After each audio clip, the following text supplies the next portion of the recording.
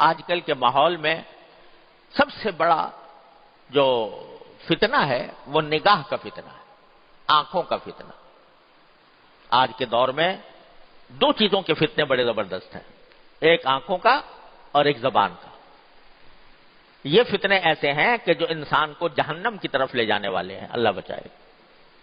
تو اب نگاہ ایسی چیز ہے کہ اللہ تبارک و تعالی نے عطا فرمائی ہے اس کام کے لیے کہ تم اس کے کائنات میں پھیلے ہوئے قدرت و حکمت کے نظارے کرو، اس لیے دی ہے۔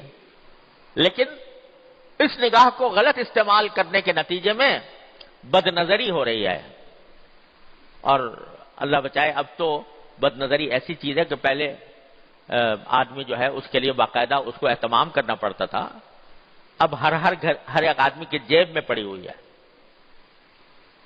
وہ کیا ہے؟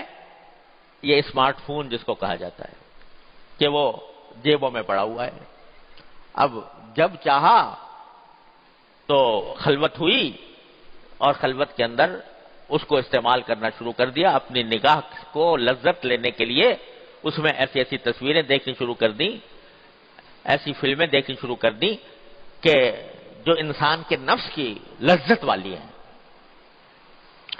اب یہ کہو کہ بھائی ذرا حوصلہ کرو، ہمت کرو، چھوڑو اس کو، اب وہ چھوٹتی نہیں۔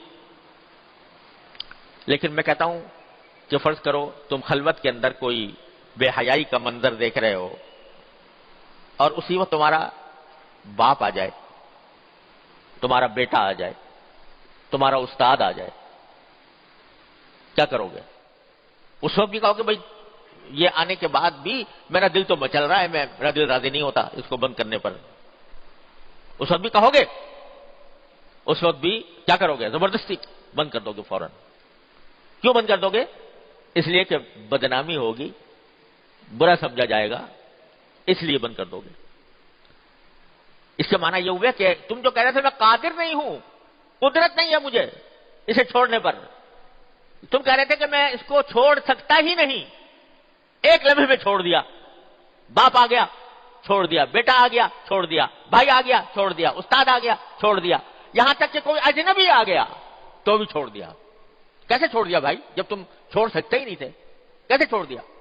معلوم ہوا کہ چھوڑ سکتے تھے، پوری قدرت تھی، لیکن اللہ کا خیال نہیں تھا، اللہ تبارک و تعالیٰ کا ڈر نہیں تھا، اللہ تعالیٰ کا خوف نہیں تھا، اللہ تعالیٰ کے سامنے حاضری کا استحضار نہیں تھا، اس وجہ سے نہیں چھوڑ رہے تھے۔ جب ایک مخلوق کے دیکھنے کی وجہ سے جو کہ کچھ بھی نہیں بگاڑ سکتی تمہارا، اس کی وجہ سے چھوڑ دیا، تو جس کے ہاتھ میں نفع و ضرر کی کائنات ہے اس کو دیکھنے کی وجہ سے نہیں چھوڑ سکتے۔ یہ تصور پیدا کر کے جب تک کہ اپنے آپ پر زبردستی نہیں کرو گے اس وقت تک مجاہدہ نہیں ہوگا، مجاہدہ نہیں ہوگا تقویٰ حاصل نہیں ہوگا، تقویٰ حاصل نہیں ہوگا فلاح حاصل نہیں ہوگی۔ یا ایھا الذین آمنوا اتقوا اللہ وابتغوا الیہ الوسیلہ وجاہدوا فی سبیلہ لعلکم تفلحون۔ میں یاد کرتا ہوں کہ یہ دو بڑے بڑے عظیم گناہ ہیں آج کے دور میں، ایک آنکھوں کا اور ایک زبان کا۔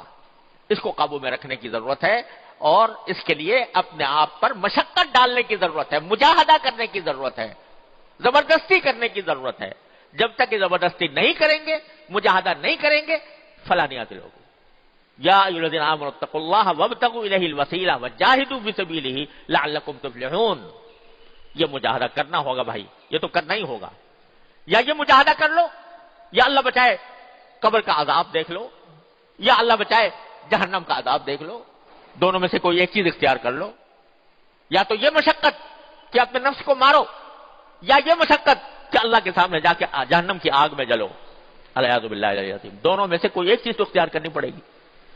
تو راستہ یہی ہے کہ آدمی اپنے آپ پر مشقت اٹھائے، محنت اٹھائے، عزم کرے، اس پر ثابت قدم رہے اور اللہ سے مانگے بھی، یا اللہ میں بہت کمزور ہوں، اپنے رحمت سے مجھے اس گناہ سے بچا لیجئے۔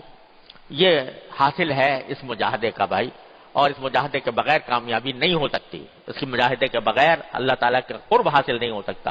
اللہ تعالیٰ اپنے رحمت سے، اپنے فضل و کرم سے سب کو یہ مجاہدہ کرنے کی توفیق عطا فرمائے۔